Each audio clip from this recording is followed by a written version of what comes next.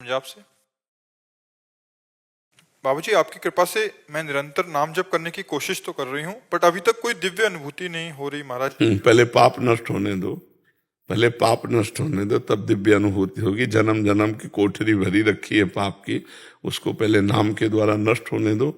जैसे जैसे नाम भगवान निष्पाप आपको करेंगे, वैसे वैसे दिव्य अनुभूति क्या भगवान के दर्शन हो जाएंगे। खूब नाम जप करो, अभी दिव्य अनुभूतियां आ जाएंगी आगे। पहले ना सातु दीर्घ काल निरंतर सत्कार सेवितो दृढ़ भूमि, जो लंबे समय तक आदर पूर्वक नाम जप करता है उसका हृदय पवित्र हो जाता है। और निर्मल मन जन सो मोहि पावा, भगवान से बढ़कर दिव्य अनुभूति क्या होगी। इसलिए भगवान का भजन करो, इसकी चिंता ना करो कि अभी भगवान मिले कि नहीं मिले, दिव्य अनुभूतियां हो रही कि नहीं। आप नाम जप करो, नाम पर ध्यान दो। नाम चल रहा है, यही दिव्य अनुभूति है। हमारे मुख में नाम चल रहा है, यही भगवान की बड़ी कृपा है। ऐसा करो जी। हीना जी दिल्ली से। राधे राधे महाराज जी। महाराज जी, आपके चरणों में कोटि कोटि प्रणाम। गुरुदेव, मन में जब कोई प्रश्न ही नहीं होगा तब वो स्थिति कैसी होती है? परमानंद में ये स्थिति तभी होती है जब मन सावई मनः कृष्ण पदारविंदयो, मन भगवान के चरणों में लगा है, न सोचति न कांक्षति, तो ब्रह्म भूता प्रसन्न आत्मा, वो अखंड प्रसन्नता से युक्त होती है। जब कोई चाह नहीं, कोई चिंता नहीं, कोई शोक नहीं, कोई उद्विग्नता नहीं, एक अपार आनंद। उसी स्थिति के लिए तो भजन किया जाता है, उसी स्थिति के लिए साधना की जाती है। न मृत्यु का भय, न जन्मने का भय, न कोई चाह, न कोई चिंता। कितना आनंद होगा। तो उसी आनंद के लिए तो हम भजन करते हैं। पर विषयानंद छूटे और भजन हो, तब भगवदानंद में स्थिति होती है। अचंचल मन, शांत मन, अकाम, कोई कामना नहीं, तो ये भजन से होगा। खूब नाम जप करे तब होगा जी। ज्योति भूषण उपाध्याय जी। राधे राधे महाराज। हे प्रभु, मैं जो भी बोल रहा हूँ आपकी कृपा और आपके बल से ही बोल रहा हूँ। मैं आपकी अनन्य भक्ति करता हूँ, सदैव आपका ही चिंतन स्मरण ध्यान करता हूँ, श्री राधा नाम जपता हूँ और श्री विग्रह में आपका ही दर्शन करता हूँ। महाराज जी, मेरा प्रश्न है कि प्रभु, जब मैं आपका ध्यान करता हूँ तो आपको साक्षात ब्रिकुटी महल आज्ञा चक्र में करना चाहता हूँ। हम पे कृपा करिए प्रभु, दर्शन देकर इस जीवन मरण के चक्कर से मुक्त करें। महाराज जी, इसके लिए वो जो हमारा स्वरूप है उसे तो आप जानते नहीं हो, आप देह को जानते हो। सामने जो ढांचा देख रहे हो इसको जानते हो। हमारे स्वरूप तक पहुंचो, तब बात बनेगी। हमारे स्वरूप तक पहुंचने के लिए खूब नाम जप करो, पवित्र भोजन भगवान को अर्पित करके पाओ, और सत्संग अधिक से अधिक सुनो, और दूसरों का उपकार करो। जितना दूसरों का उपकार करोगे उतना देह पवित्र होगी, जितना नाम जप करोगे उतना मन पवित्र होगा। और जब देह पवित्र हो गए, मन पवित्र हो गए, विचार पवित्र हो गए, तो आप परम पवित्र फिर हमारे स्वरूप को जान जाओगे। हमारा स्वरूप आत्म स्वरूप जो है उसी ये कल मिट्टी में मिल जाएगा। इसका अस्तित्व न कल था न कल रहेगा, आज ही है वर्तमान में। नहीं, जैसे प्रभु जी ध्यान करते हैं तो ऐसे राधा नाम जपते हैं, श्री राधा नाम, लेकिन अब बार बार चिंतन आप पे जाता है, आपके ये सब कुछ ख्याल आते हैं हमको। हाँ, इसका चिंतन करने से आपका परम मंगल होगा। ध्यान मूलम गुरु मूर्ति, पूजा मूलम गुरु पदम। पर ये स्थायी नहीं है, ये शरीर स्थायी नहीं है, ये नाशवान है, प्रतिक्षण मृत्यु को प्राप्त हो रहा है। पर ध्यान आप पे ही जाता है, सुख मिलता है आप पे। हाँ, तो अब हमारी बात समझो कि ध्यान करना चाहिए, ध्यान योग्य है, क्योंकि ये प्रभु को समर्पित जीवन है। पर ये टिकाऊ नहीं है। टिकाऊ पर पहुंचो, पहले खूब नाम जप करो और ध्यान इसी का करो। ध्यान मूलम गुरु मूर्ति, पूजा मूलम गुरु पदम, मंत्र मूलम गुरु वाक्यम, मोक्ष मूलम गुरु कृपा। नाम पर ध्यान करो, राधा राधा राधा। और अगर हमारा ध्यान आ रहा है तो हमारे मुख पे लिखो राधा राधा, फिर आगे बढ़ो। ठीक है जी प्रभु, एक प्रार्थना करनी है जी। प्रभु। आप तो कृपामय लाडली सरकार हो प्रभु। जी प्रभु बस एक ही कृपा करना भगवान, अभी इस आवागमन के चक्कर से मुक्त हो जाओ। हाँ, इसके लिए आप अभी मुक्त हैं। अगर राधा नाम चल रहा है, अभी प्राण निकल जाए तो अभी आप भगवत प्राप्त हो जाएंगे। हमारी बात मान लो। बस एक कृपा। एक दिन एक शास्त्र में हम प्रवचन में कह रहे थे कि उसमें लिखा, संत वाक्य पर विश्वास कर ले, अगर संत कह दे जाओ जीवन मुक्त, तो वो जीवन मुक्त हो जाएगा। तो हम जैसे तुमसे कह रहे हैं कि राधा नाम ले रहे हो, अभी प्राण छूट जाए तो अभी मुक्त हो जाओगे तुम।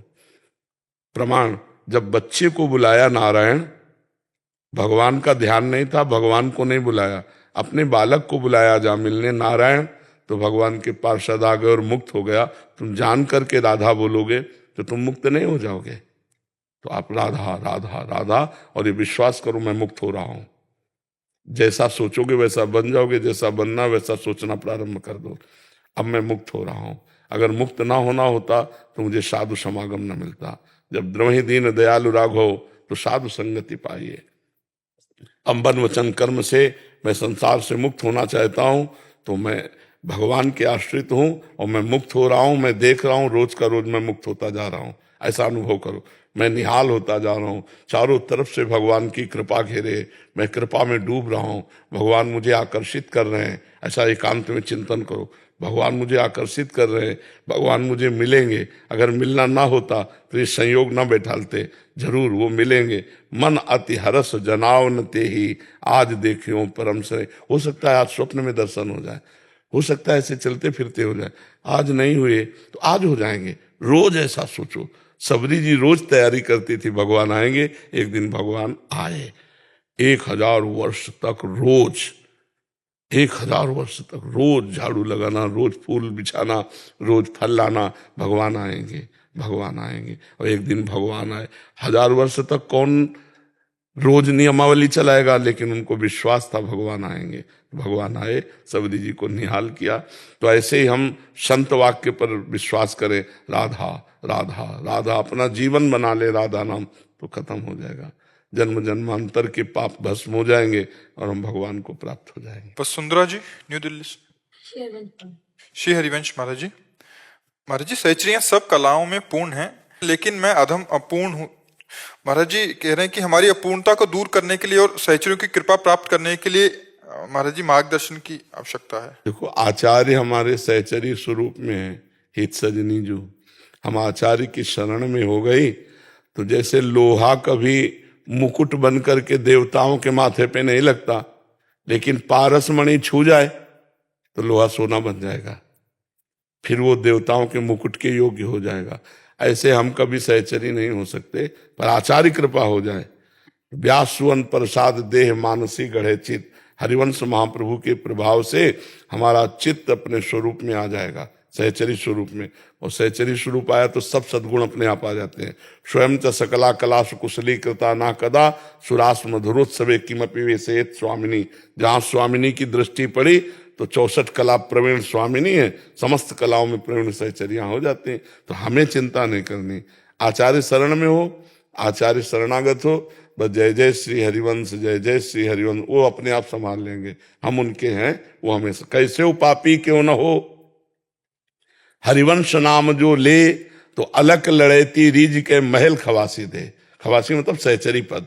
अलक लड़ेती सी लाडली जो रीझ जाती है, तो हम जय जय श्री हरिवंश, श्री हरिवंश, श्री हरिवंश, राधा वल्लभ श्री हरिवंश रात दिन जपे, अपने आप सब कुछ ठीक हो जाएगा। रितिका जी, ऑस्ट्रेलिया से। राधे राधे महाराज जी। महाराज जी, विश्वास और अंधविश्वास में क्या अंतर है? ये कैसे जाने कि हम अंधविश्वास में तो नहीं? भगवत मार्ग में तो अंधविश्वास बहुत जोर का काम करता है। नहीं, मानने से ही जाना जा सकता है। भगवत विश्वास में बुद्धि लगाओगे तो फेल हो जाओगे। भगवत विश्वास में माना जाता है। सबसे पहले श्रद्धा काम करती है, फिर विश्वास होता है। पहले विश्वास नहीं, पहले विश्वास की जरूरत नहीं, पहले श्रद्धा की जरूरत है।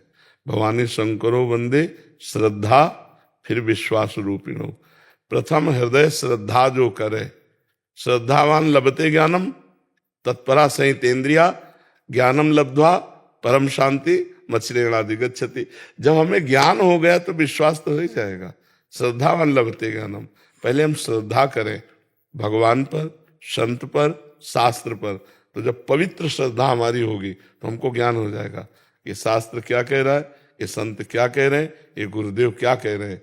तो बिन जाने न होए प्रतीति, बिन प्रतीत होए नहीं प्रीति, बिन प्रतीत उपजय नहीं विश्वासा, और बिन विश्वास भगति नहीं ते बिन द्रवहि न राम, राम कृपा बिन सपने जीवन ला विश्राम। तो अंधविश्वास का मतलब होता है जो कहा गया वो मान लिया, उसमें विचार नहीं किया। जो कहा गया वो वैसे ही मान लिया, उस पर विचार नहीं किया। अगर गुरु की वाणी में ऐसा आप करते हो तो आप बहुत अच्छे महापुरुष बन जाओगे। बिना विचार ही करी शुभ जानी, लेकिन संसार के कार्य में बिना विचारे जे करे ते पाछे पछताए, काम बिगाड़ो आपनो जग में हो हसाए। संसार में तो विचार की आवश्यकता है, लेकिन शास्त्र और गुरु और संत आज्ञा में विचार की आवश्यकता नहीं। वहां तो जैसा बोला वैसा करो, परिणाम देख लेना, बड़ा मंगलमय होगा, क्योंकि आपकी श्रद्धा है, आपका विश्वास है। तो श्रद्धा और विश्वास भगवान का स्वरूप है, वो अमंगल नहीं होने देगा। अगर वो गलत आज्ञा करते हैं तो विश्वास भगवान का रूप है, वो आपको सही मार्ग दिखा देगा। वो आपके हृदय में आ जाएगा कि ये बात ठीक नहीं है, मुझे हट जाना चाहिए, मुझे दूर हो जाना चाहिए। वो विश्वास आपको ऐसी जगह ले जाएगा जहां कहीं भी अमंगल नहीं होने वाला। अंधविश्वास शब्द का तो मुझे केवल इतना ही है कि बिना विचार के, बिना समझे हम उनकी बात मान लें। तो शास्त्र की बात और गुरु की बात और संत की बात, साधुते हो न कारज हानि, तो अकारज तो हो नहीं सकता। सभा का आदेश और एकांतिक आदेश, अब इन पर विचार करना है। सभा में कोई भी आदेश करेगा तो बहुत प्रमाणित आदेश करेगा। बहुत मूर्ख हो तो नहीं कहते, नहीं तस्मा शास्त्रम प्रमाणम ते कार्याकार्य व्यवस्थित हो। एकांत के आदेश के लिए सोचना पड़ेगा। अगर हम किसी संत या कहीं एकांत मिल रहे हैं तो वहां हमें देखना पड़ेगा कि धर्मयुक्त आदेश है या नहीं। अगर धर्मयुक्त एकांत में आदेश नहीं है तो हमें प्रणाम करके तत्काल दूरी बना लेनी चाहिए। वहां फिर अंधविश्वास की जरूरत नहीं है। सभा में जो उपदेश होगा वो शास्त्र प्रमाणित होगा। एकांत में महापुरुष कभी, जैसे ऊसर बरसे तृण नहीं जामा, ऊसर में चाहे जितनी बरसाओ घास नहीं जमेगी, ऐसे संत हृदय में उपज न कामा। क्योंकि आपका स्त्री शरीर है, इसलिए हम बता रहे एकांत पवित्र। सभा में तो आंख मूंद कर उनकी बात मान लो, तुम्हारा मंगल नहीं होगा। क्योंकि कोई भी सभा में शास्त्र प्रतिकूल बोलने की हिम्मत नहीं रखता। वो बोलता है तो मूर्ख भी, मानने लायक नहीं। एकांत थोड़ा गड़बड़ हो सकता है। अगर वो सिद्ध पुरुष नहीं है और आप एकांत में उससे मिल रही हैं, और एकांत तो फिर गड़बड़ हो जाएगा। शास्त्र में विचार करने की जरूरत नहीं, वो अपने आप आपको शुद्ध मार्ग बता रहा है। लेकिन जब एकांत में कोई हो फिर वहां विचार करने की जरूरत है कि धर्म है कि अधर्म है। जो प्रश्न उत्तर है सभा में खड़े होकर कीजिए और बस एकांत होकर अपना भजन कीजिए। उनके एकांत में ना आप मिलिए, ना उनका एकांत नष्ट कीजिए। पर अगर संयोग वशात कभी एकांत मिलता है तो आपको उस समय धर्म को देखना है कि ये जो आदेश कर रहे हैं ये धर्मयुक्त है या अधर्मयुक्त है। यदि अधर्मयुक्त आपको संशयपूर्ण लगता है तो प्रणाम कीजिए, भाग जाइए और कभी मत जाइए एकांत में, तभी बात बनेगी। समझ में आ गई? महाराज जी इसमें एक समाधान चाहिए था। महाराज जी जैसे भक्ति मार्ग में क्योंकि शास्त्र भरे पड़े हैं, अपने भक्तों के चरित्र भरे पड़े हैं, गुरुजन कह रहे हैं, उस पर हम विश्वास करें या अंधविश्वास करें, पहुंचेंगे सीधा प्रभु के पास ही।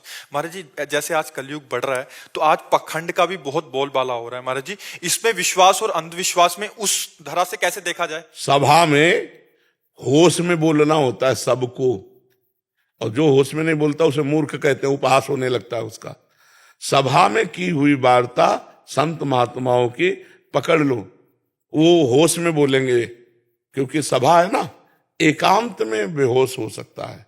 अगर सिद्ध पुरुष नहीं है तो एकांत में गड़बड़ी हो सकती है। बहुत सारे ऐसे हैं कि ये टोटका कर लो, वो कर लो, यहाँ ये बांध लो तो उससे कल्याण हो जाएगा। मतलब वहां अंधविश्वास करें या ना करें महाराज? नहीं, ऐसी बातों, क्योंकि शास्त्र का तो शास्त्र समझ आ रहा है महाराज जी। बस हम केवल इतनी बात कहते हैं जो शास्त्र कहते हैं, जो संत जन कहते हैं। अब अगर ये कोई की मतलब छू छा ये संत थोड़ी होते हैं। संत तो भगवंत के सिवा और कोई बात ही नहीं करेंगे। संत की पहचान क्या है? मच्चित्ता मदगत प्राणा बोधयंता परस्परम कथयंति च माम नित्यम तुष्यंति च रमन्ति च। ये भगवान ने बताया कि जो मेरे चित्त वाला है, मेरे प्राण वाला है, केवल मेरी चर्चा करता है, मेरी ही चर्चा में रमण करता है, उसी में संतुष्ट रहता है, परस्पर बातें भगवान की, समस्त दुखों की निवृत्ति हरि स्मृति से होती है, भगवान की आराधना से होती है। ये छू छा इधर उधर हवन ग्रह नक्षत्र ये सब ये हम इन पर जैसे आप कह रहे हैं ना, संतों के पास वो तो विश्वास अंधविश्वास कैसे जुड़ जाओ वो परम कल्याण है महाराज जी, वहां धोखा हो जाता है महाराज जी। वो अंधविश्वास मतलब हाँ, धोखे की राह उस पे चला चूंकि वो अपने यहाँ ऐसा कुछ है नहीं, तो हम उस विषय का कोई ज्ञान रखते नहीं, और उस विषय की हमारे अंदर मान्यता भी नहीं है। तो ये सब, इन बातों में तो अंधकार है, इन बातों में तो अंधकार है, इनको, इन बातों को नहीं मानना चाहिए। इस क्षेत्र में हमारी बुद्धि नहीं जाती, हमारी तो बुद्धि शास्त्र और संत ऐसे, तो जैसे तुमने कहा, तो इन क्षेत्रों पे विश्वास नहीं मानना चाहिए। भगवान के नाम कीर्तन से, भगवान के नाम जप से, संत सेवा से, परोपकार से निश्चित मंगल होता है। हरि स्मृति सर्व विपद विमोक्षणम, भगवान की स्मृति समस्त विपत्तियों को टालती है। ये बात तो हम मानते हैं, फिर इसके बाद नहीं मानते। आपको हमारी उम्र लग जाए, आप स्वस्थ रहें, बस यही कामना करते हैं सारे भक्त, बस आप ऐसे ही रहें। आप भगवान के वो तो हाथ है जोरी, जब तक, अब नहीं तो ट्रांसफर आ जाएगा तो चल देंगे। उन्हीं के द्वारा सब है, जब तक आप लोगों के बीच में भगवान रखना चाहते हैं तभी तक रहे। पीयूष जी महाराष्ट्र से। राधे राधे महाराज जी, आपके चरणों में कोटि कोटि प्रणाम। महाराज जी, अध्यात्म मतलब क्या है? अध्यात्म का मूल उद्देश्य क्या है? आत्मस्वरूप, अध्यात्म कहते हैं आत्मा को, आत्मा का मार्ग, और अनात्मा का मार्ग ये संसार है। ये जो देह है, देह से लेकर जितना जो कुछ व्यापार, ये सब अनात्मा असत्य है, और आत्मा परम सत्य है। तो अध्यात्म सत्य मार्ग, मतलब सच्चिदानंद भगवान का मार्ग, आत्मस्वरूप परमात्मा का मार्ग, उसे अध्यात्म कहते हैं। बोले अध्यात्म के पथिक हैं, अर्थात भगवान के भक्त हैं, या ज्ञानी महात्मा हैं, या योगी महात्मा है, ये सब अध्यात्म के अंदर। योगी उन्हें परमात्मा कहते हैं, ज्ञानी उन्हें ब्रह्म कहते हैं, भक्त उन्हें भगवान कहते हैं, प्रेमी उन्हें प्रीतम कहते हैं। वही एक तत्व है, दूसरा नहीं। तत्व ज्ञान, तत्व प्रेम, भगवत आराधना, ये सब अध्यात्म के अंतर्गत है। समझ पा रहे हैं आप? जगदीश जी, जगदीश जी, राधे राधे महाराज जी। गुरुदेव, आध्यात्मिक और धार्मिक होने दोनों में क्या अंतर है? अंतर है। आध्यात्मिक जो शुद्ध ज्ञान आत्म स्वरूप से चलता है, और धार्मिक जो है वो देह धर्म के अनुसार चलता है। हम पति हैं, हम पुत्र हैं, हम भाई हैं, अलग अलग धर्म है ना। भाई का भाई के प्रति क्या धर्म है, पुत्र का पिता के प्रति क्या धर्म है, पिता का पुत्र के प्रति क्या धर्म है, पत्नी का पति के प्रति क्या धर्म है, पति का पत्नी के प्रति क्या धर्म है, फिर मनुष्य का क्या धर्म, ये सब धर्म के अंतर्गत आते हैं। इसीलिए भगवान ने कहा अध्यात्म के लिए सर्वधर्मान परित्यज्य मामेकम शरणम ब्रज, तो अहम त्वाम सर्व पापेभ्यो मोक्षयिष्यामि मा शुचा। तुम इन सब धर्मों को छोड़ दो और मेरी शरण में आ जाओ, मेरा भजन करो, तो इसे अध्यात्म कहते हैं। स्वरूप चैतन्य जी महाराज, ऋषिकेश से। राधे राधे महाराज जी। महाराज जी, एक संत जी ने स्वप्न में आकर राधा नाम लेने को कहा, या एक प्रकार से नामदान कह सकते हैं। आगम ग्रंथ इसका क्या वर्णन करते हैं महाराज जी, मार्गदर्शन करें। अगर विश्वास कर लिया जाए तो भगवान ही संत के रूप में आकर के हमें सतमार्ग प्रशस्त करने के लिए वो नाम देते हैं। संत और भगवंत में अभेद स्थिति है। हम तो गए नहीं, हम तो चाह नहीं की, और वो हमारे स्वप्न में आकर यदि कहते हैं कि नाम जप करो, तो मुझे भगवद आदेश मान करके चल देना चाहिए। ये मान लेना चाहिए कि भगवान इस संत के वेश में आकर मुझे ये सतमार्ग दे रहे हैं, मान लेना चाहिए। विश्वास दृढ़ कर लेना चाहिए। कितने ऐसे सिद्ध संत हुए जिनको स्वप्न में मंत्रोपदेश हुआ है, तो ये नामदान तो भगवान के द्वारा ही दिया हुआ है, ऐसा मानना चाहिए। सपने में तो उनसे बात किया, तो मैं बोला मैं जगदम्बा भगवती का उपासक है। बोले जगदम्बा राधा में क्या अंतर है, दोनों तो एक ही है। बिल्कुल ठीक है। इसलिए महाराज जी, लोग संत प्रयागराज में जाते हैं गंगा यमुना सरस्वती का स्नान करने में। ऋषिकेश में रखे थे, गंगा जी की डुबकी लगाई या यमुना की, बरस सरस्वती आपके मुख से निकल जाए। चरण में आज बसंत पंचमी के दिन ही आया है, तो कह रहे थे आप कल आओ, लेकिन बोला आज ही मुझे महाराज जी के दर्शन करने। इसलिए आपकी कृपा ये हो जाएगी कि आपके मुख से 3 बार राधा नाम कहूंगा तो राधा राधा राधा आप स्वीकार करो। खूब मंगलमय भगवान की प्रेममयी यात्रा है। वासना भी सताती है, लेकिन जब कभी ऐसा होता तो आपका स्वरूप सामने आता है, मन में शांति आती। देखो, हम तुम्हें वासना नष्ट करने की एक कला बताते हैं। जब वासना आती है तो मन में आती है। आप उसके जानकार हैं, आप उसके दृष्टा हैं, आप में कभी वासना नहीं आती। ऐसा अनुभव करते हैं आप, ऐसा आप जानते हैं, ऐसा आप मानते हैं, क्योंकि आत्मा निर्विकार है और अंतःकरण विकारी है। तो विकार में ही विकार आते हैं। प्रकृति के विकार आत्मा में कभी नहीं आ सकते। आत्मा का प्रतिबिंब अंतःकरण में जो अहम रूप से पड़ रहा है उसी से ये संचालित हो रहा है। बकाया आत्मा में कभी कोई विकार नहीं आ सकता। और आप हैं आत्मस्वरूप और विकार अंतःकरण में है। यदि आप विचलित ना हो, यम ही न व्यथयन्ते ते पुरुषम पुरुषर्षभ सम दुखा सुखाधीरम स्वमृतत्वाय कल्पते। जो आए हुए अंतःकरण में विकारों को दृष्टा भाव से देखता है और विचलित नहीं होता, सुख दुख में समान भाव रखता है, वो परम पद का अधिकारी हो जाता है, वो अमृत पद का अधिकारी हो जाता है। तो जब विकार आवे तो आप विचलित मत हो, बस गंभीरता से उसे देखते रहो, खत्म हो जाएगा। वो टिकाऊ नहीं है। मात्रा स्पर्शास्तु कौन्ते शीतोष्ण सुख दुखदा आगमा पाइनो अनित्यास तास्तितिक्षस्व भारत। भारत अर्जुन को संबोधन, मतलब हम सब भारत ही है, भगवान के हैं। तो भगवान मानो हमें संबोधन कर रहे हैं कि ये जो इंद्रियों के स्पर्श के सुख दुख हैं, अनुकूलता प्रतिकूलता है, काम आदि दोष हैं, इनको सहो। ये सहने से नष्ट हो जाते हैं, भोगने से बढ़ते हैं। अपने तो विरक्त हैं, भगवान की चरण रज की सामर्थ्य से सहना ही हमारे लिए परम कर्तव्य है। तो वो हमारे में नहीं आते, वो हमारे मन में आते हैं, पर हम उस समय मन में तदात्म हो जाते हैं, बस तभी परेशानी होगी। मेरे में नहीं आ रहे, अंतःकरण में आ रहे हैं। हर बार काटते रहो, मेरे में नहीं, अंतःकरण, मैं इसको देख रहा हूं, ये मेरे में नहीं है, मैं देख रहा हूं। बस सह जाओ, चुप शांत, कोई क्रिया मत करो, शांत हो जाएगा। धीरे धीरे निर्वास। ये हमें पढ़ के नहीं, ये हमें गंगा जी ने ज्ञान प्रदान किया।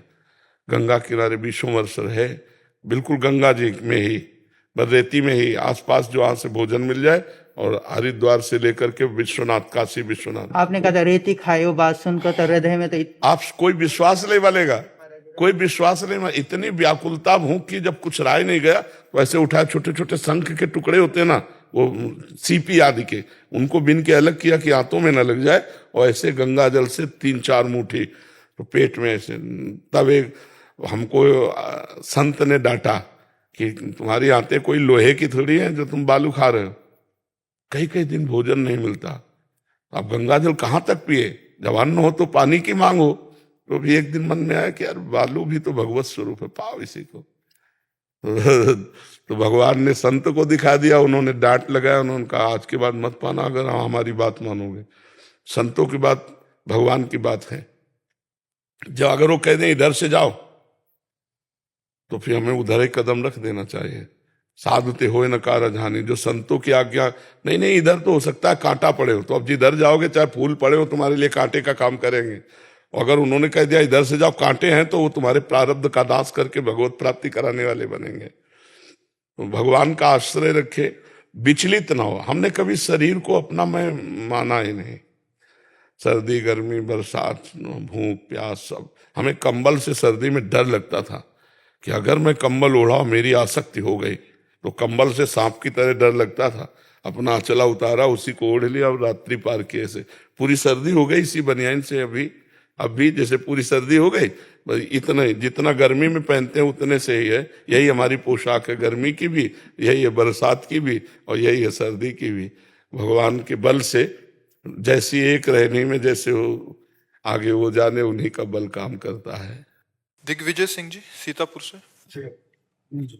महाराज जी आपके चरणों में कोटि कोटि प्रणाम। महाराज जी अगर मन में कोई गंदी बात का चिंतन हो तो वो राधा नाम या गुरु जी की याद करना कोई पाप तो नहीं लगेगा उस समय?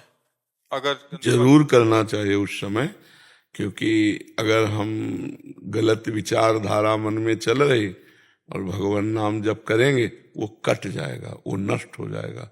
और अगर हम उसी का चिंतन करने लगे तो नवीन संस्कार बन जाएगा, वो हमें भ्रष्ट कर देगा। जब हमारा नाम जब चलता, जैसे गलत चिंतन आ जाए उसका, तो वहां पे राधा नाम टिका दे, बिल्कुल उसी समय वो नष्ट हो जाएगा, उसका प्रभाव नष्ट हो जाएगा। और किसी भी गलत प्रेरणा का आचरण में ना क्रिया रूप से उतरने दो। जो गलत प्रेरणा हो रही उसके आचरण में मत उतर। अगर मन ना लगे उस समय तो जोर जोर से चिल्लाने लगना, राधा राधा राधा। तो नाम संकीर्तन से मन एकदम शांत हो जाएगा। भगवान के नाम में अपार सामर्थ्य है। नाम लेत भव सिंधु सुखाही, करो विचार सुजन मन माही। भगवान का नाम इतना है कि भव समुद्र को ही सोख ले। भगवान अजित है, उनको कोई जीत नहीं सकता, लेकिन नाम जापक भगवान पर विजय प्राप्त कर सकता है। सुमीर पवन सुत पावन नामू, अपने बस करी राखे रामू। भगवान को अधीन हो जाना होता है जो नाम जापक होता है। फिर विकार क्या करेंगे? जिस समय विकार स्थिति हो उस समय और नाम जप करना चाहिए।